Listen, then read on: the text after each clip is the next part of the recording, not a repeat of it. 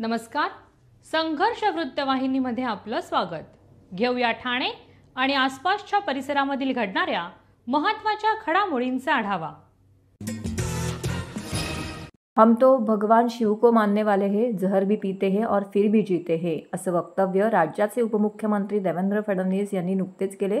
या पाठीमागे त्यांचा उद्देश फार महत्त्वाचा होता. त्यांना राज्यातील जनतेला कमी शब्दात बरंच काही सांगायचं होतं. 2014 साली राज्याचे मुख्यमंत्री पद भूषवताना राज्यहिताचे अनेक निर्णय त्यांनी घेतले आणि त्यात सर्वाधिक डोकेदुखी ठरणारा विषय म्हणजे मराठा आरक्षण.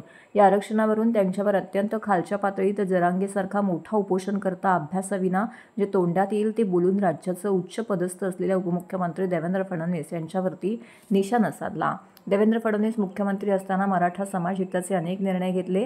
सारथी संस्थेची स्थापना केली. सारथीच्या माध्यमातून मराठा तरुणांना स्पर्धा परीक्षा, व्यावसायिक कर्ज अशा अनेक योजना अंतर्गत मराठा समाजाचा सर्वांगीण विकास साधला. मराठा समाजाला आरक्षण देऊन ते टिकवणं असेल, अण्णासाहेब पाटील महामंडळाद्वारे कर्ज योजना असेल, असे अनेक फायदे पोचवलेत. असं असताना देखील शेवटी याच समाजाचा उपोषणकर्ता मनोज जरांगे कशा भाषेत बोलत होते हे महाराष्ट्रातील जनतेला ज्ञात आहे. ते वेगळं सांगायची गरज नाही.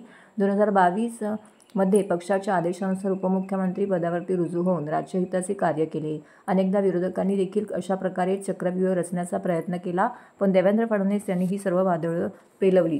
राज्याचे मुख्यमंत्री व उपमुख्यमंत्री पदाची शपथ घेताना देखील स्वच्छ निर्मळपणे त्यांनी माझी कामे निष्ठापूर्वक व शुद्ध बुद्धीने पार पाडेल असं आश्वासन राज्यातील जनतेला दिलं आणि त्याला ते जागले देखील. हम तो भगवान शिव को मानने वाले हैं, इसलिए जहर भी पीते हैं और फिर भी जीते हैं. मी देवेंद्र गंगाधरराव फडणवीस ईश्वर साक्ष शपथ घेतो की मी महाराष्ट्र राज्याचा मुख्यमंत्री म्हणून माझी कामे निष्ठापूर्वक व शुद्ध बुद्धीने पार पाडीन. मी देवेंद्र गंगाधरराव फडणवीस ईश्वर साक्ष शपथ घेतो की मी महाराष्ट्र राज्याचा उपमुख्यमंत्री म्हणून माझी कामे निष्ठापूर्वक शुद्ध बुद्धीने पार पाडील. अमित शाह यांचं ट्वीट आलेलं आहे, अतिशय बोलकं ट्वीट आहे. भाजपा अध्यक्ष श्री JP नड्डा जी के कहने पर ही श्री देवेंद्र फडणवीस जी ने बड़ा मन दिखाते हुए महाराष्ट्र राज्य और जनता के हित में सरकार में शामिल होने का निर्णय लिया है. यह निर्णय महाराष्ट्र के प्रति उनकी सच्ची निष्ठा व सेवाभाव का परिचायक है. इसके लिए मैं उनको हृदय से बधाई देता हूँ. सभागृहाला आणि महाराष्ट्राला मराठा समाजाच्या संदर्भात मी काय केलं नीट माहिती आहे. मराठा समाजाला मी आरक्षण दिलं, या सभागृहाने दिलं. मी मुख्यमंत्री होतो, ते हायकोर्टात टिकवलं. जोपर्यंत मुख्यमंत्री होतो सुप्रीम कोर्टात ते टिकवलं. त्या ठिकाणी सारथी संस्था सुरू करणं असेल, अण्णासाहेब पाटील आर्थिक विकास महामंडळाच्या माध्यमातून त्या ठिकाणी कर्ज देणं असेल, या सगळ्या योजना त्या काळामध्ये आपण सुरू केल्या. देवेंद्र फडणवीस मी तुला नाही आवू शकत. तुम्हाला बाकीच्यांसारखं समजू नको. तू ब्राह्मणी कावा करायला जाशील, बाकीच्या ब्राह्मणाला काय नाही करणार. तुला सुट्टी नाही, तुला आयुष्यातून उठून पुऱ्या.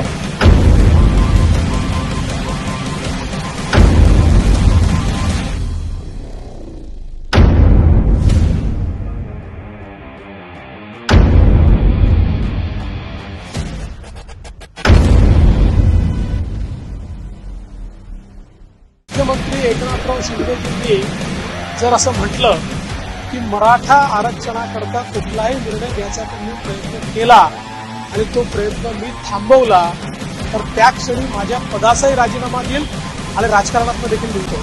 हम तो भगवान शिव को मानने वाले हैं, इसलिए जहर भी पीते हैं और फिर भी जीते हैं.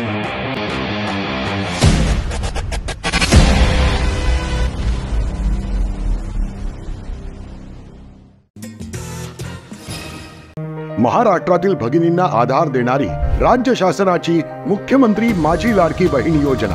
या योजनेअंतर्गत अल्प उत्पन्न गटातील 21 ते 65 वयोगटाच्या भगिनींना मिळणार दरमहा 1500 रुपयांची मदत. अर्ज करण्यासाठी 31 ऑगस्ट 2024 पर्यंत मुदतवाढ. कुटुंबाचं वार्षिक उत्पन्न 2.5 लाख रुपयांपेक्षा कमी असलेल्या महिला पात्र. कुटुंबाकडे पिवळं किंवा केशरी रेशन कार्ड असल्यास उत्पन्नाचा दाखला आवश्यक नाही. पांढरं रेशन कार्ड असेल किंवा रेशन कार्ड नसेल तर कुटुंबाचं वार्षिक उत्पन्न 2.5 लाखांपेक्षा कमी असल्याचा दाखला आवश्यक. योजनेसाठीचा ऑनलाईन अर्ज नारी शक्ती दूत ॲपवरून किंवा पोर्टलवर भरता येईल. ज्या भगिनींना ऑनलाईन अर्ज भरता येत नसेल त्यांच्यासाठी अंगणवाडी, ग्रामपंचायत, वॉर्ड ऑफिस, सेतू सुविधा केंद्रामध्ये किंवा आशाताई बचत गटाच्या CRP यांची मदत उपलब्ध। आता आपल्याला अभिमानाने म्हणता येईल, सुखी आणि सुरक्षित आहे माझी लाडकी बहीण।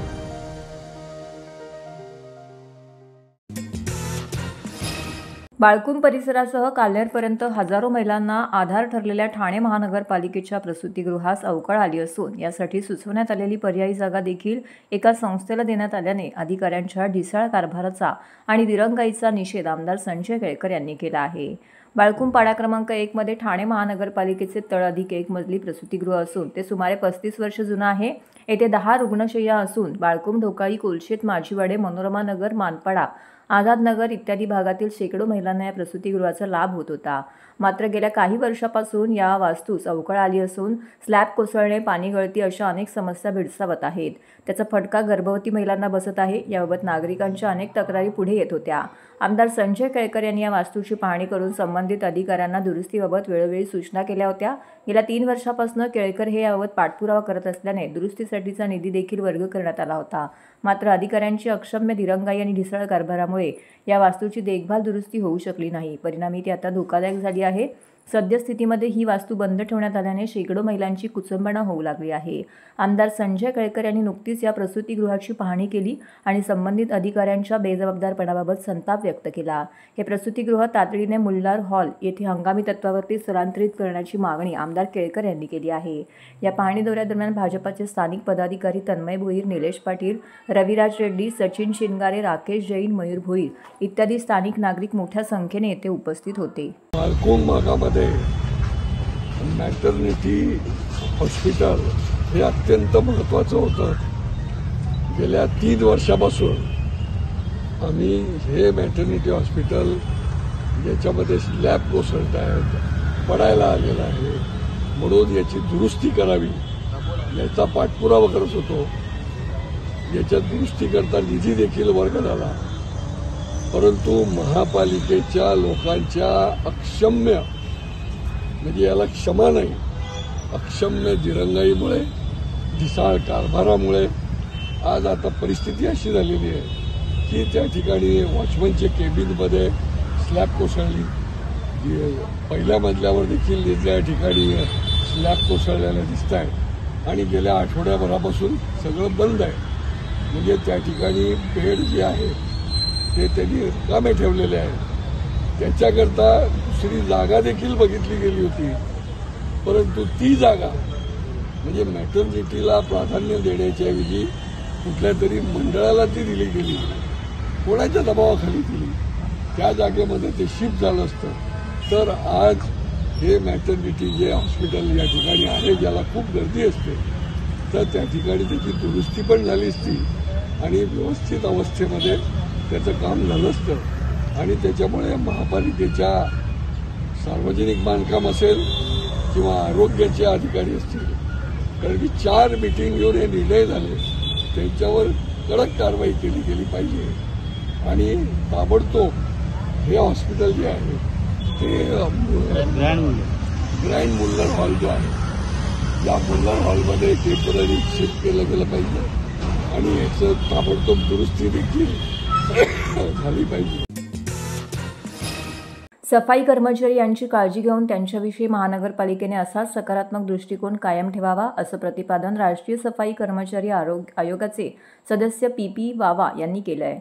राष्ट्रीय सफाई कर्मचारी आयोगाने दिलेल्या निर्देशाबाबत ठाणे महानगरपालिका करीत असलेल्या अंमलबजावणीचा आढावा घेण्यासाठी PP वावा यांच्या अध्यक्षतेखाली ठाणे महानगरपालिकेमध्ये बैठक संपन्न झाली।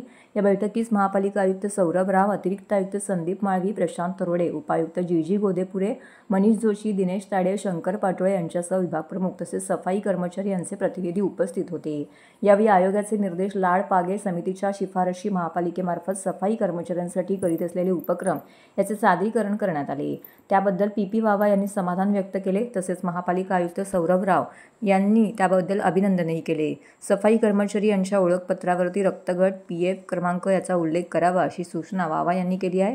सफाई कर्मचाऱ्यांच्या वतीने यावेळी मांडण्यात आलेल्या पदवीधर कर्मचारी यांची पदोन्नती, घरांच्या समस्या इत्यादी मुद्द्यांची नोंद करून वावा यांनी घेतली। तसेच त्याबद्दल महापालिकेने सकारात्मक निर्णय घ्यावा असे निर्देशही त्यांनी यावेळी दिले आहेत। शिवसेनेचे उपविभाग प्रमुख सचिन सदाशिव भायजे यांच्या घरी ठाणे स्टेशन रोड येथे गेल्या वर्षापासून श्री गणरायाची स्थापना करण्यात येते. सचिन भायजे यांच्या घरी 5 दिवसांचे गणपती पूजा अर्चा केली जाते. यंदाचे या गणेशोत्सवाचे दुसरे वर्ष आहे. गेल्या वर्षी या गणेशोत्सवामध्ये गोकर्ण पर्वत बनवले होते, तर यावर्षी अष्टविनायक देखावा बनवण्यात आला आहे. हा देखावा गणेश मूर्ती इको फ्रेंडली स्वरूपात आहे. सदर देखावा तयार करण्यासाठी newspaper, tissue paper, card paper यांचा वापर करण्यात आला आहे. या वर्षीचा अष्टविनायक दर्शन देखावा तयार करण्यासाठी अष्टविनायक मूर्त्या या अष्टविनायक दर्शन करून येताना प्रत्येक गणपती मंदिराजवळ आणण्यात आल्या आहेत. अष्टविनायक दर्शन देखावा हा ऑडिओ व्हिज्युअल स्वरूपात तयार करण्यात आला आहे. सदर देखावा बनवण्यासाठी साधारण 1 ते 1.5 महिना लागला. हा देखावा बनवतेवेळी सौ जान्हवी सचिन भायजे यांच्यासह त्यांच्या मुलींची व सचिन भायजे यांची मदत झाली. याविषयीची अधिक विस्तृत माहिती जान्हवी भायजे यांनी दिली.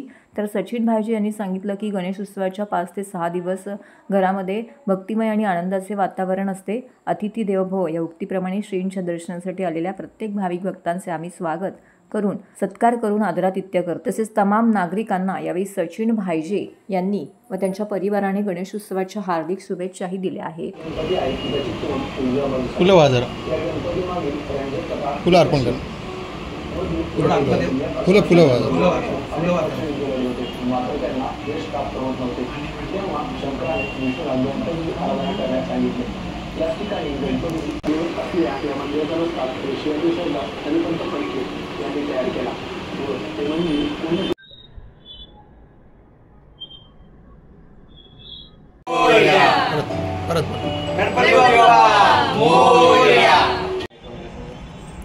फुलं